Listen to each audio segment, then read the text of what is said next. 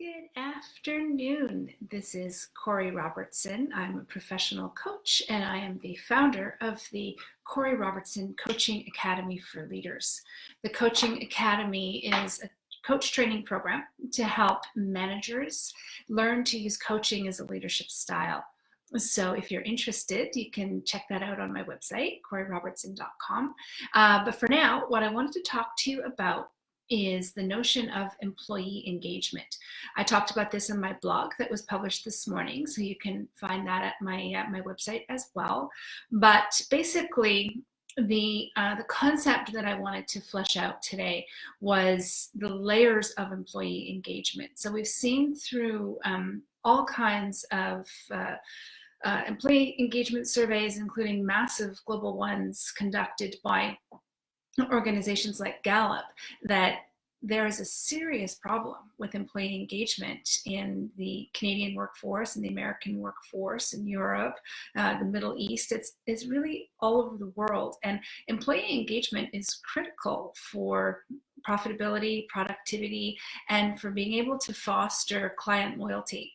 So most people in business understand that it's much easier and less expensive to keep a client happy than it is to recover a client that is frustrated with your company or to acquire new clients.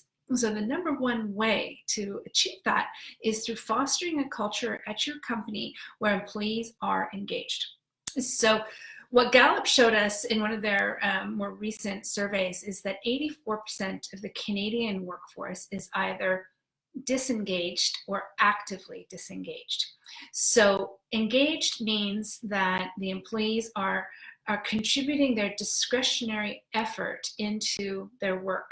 So that means they're trying harder, they're going the extra mile, they're paying more attention, and they're really working, with all of their heart to make sure that their workday is productive and successful.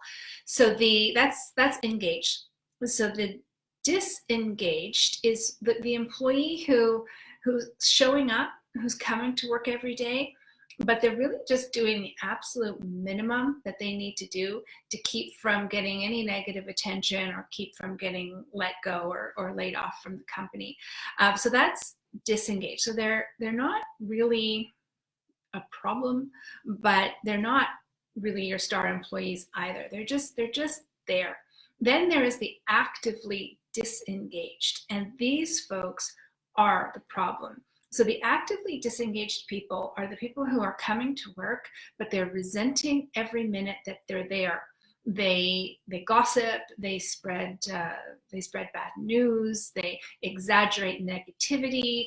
They could even go as far as sabotaging, derailing projects, digging in their heels, and actively resisting change or your request to to really apply themselves a little bit more to their workday. These people, part of the reason they're a problem is because they're doing more harm than good at your organization, and they're also dragging the disengaged down. So what we really want is for the engaged people to pull the disengaged up, but what often happens is the actively disengaged, they pull the disengaged down. So that creates a real lag on your organization. So if you put those numbers the other way around, if 84% of your workforce is disengaged or actively disengaged, that leaves just a tiny percentage of people who are doing all of the heavy lifting for the entire organization. What happens to those folks? They're trying every day, they give it 100% and more. They burn out and they end up quitting, or they end up just becoming disengaged themselves because they just don't have the energy anymore to carry the weight of those folks who are not doing such a great job.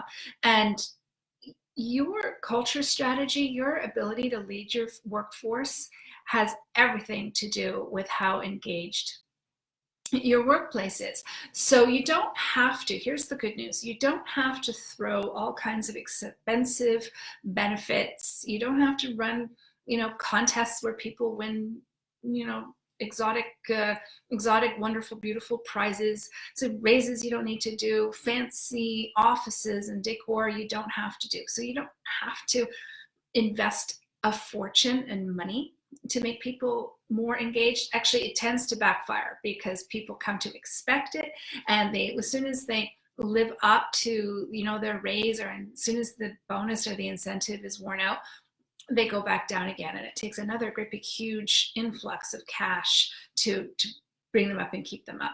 What's better is a culture strategy. So how do you build a culture where people are engaged? You connect them to a sense of purpose. So as soon as you take off the table, so you have to make sure, first and foremost, that you are paying your employees fairly. So make sure that for your geographic region, for the industry that you're in, for the competency levels that you're hiring for, make sure that you're paying fairly, maybe even paying a little bit better than the industry norm. And once you do that, now I said fair, I didn't say exceptional.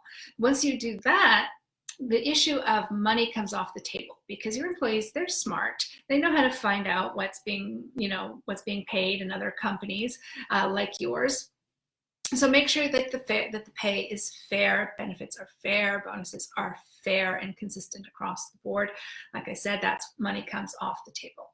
The next thing you have to make sure of is that the work environment, the surroundings, are safe and conducive to, a comfortable work day. You don't have to have, fabulous designer furniture. You don't have to have spectacular artwork on the walls. You don't have to have a games room and a napping room and, fancy coffees. All of that is lovely. It really is beautiful. But if you don't have a culture strategy for engagement, all of those beautiful perks that you're providing will be wasted. They're not going to go very far in improving employee engagement. Employee engagement comes from you, the leader. It comes from your leadership style. It comes from your leadership competencies, and it comes from your capacity to provide the training and the coaching so that your managers can also lift up the employee engagement. They can lead with a sense, I love to teach, I love to talk about coaching as a leadership style.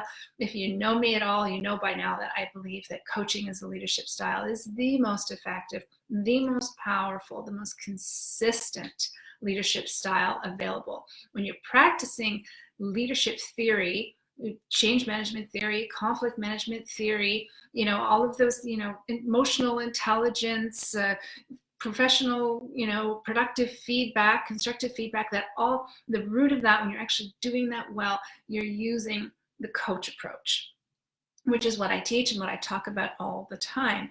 So to bring the disengaged up, to bring the actively disengaged up, you really need to do more than raises and benefits and bonuses. You need this in your culture strategy, and the magic there is purpose. What is the purpose of your organization, right? So why do you exist? Why do how does your company make the world a better place? So the world meaning, who are you serving? What products, what services are you delivering that's helping the end user? It could be on a global scale. It could be on a national scale. It could be, a local scale.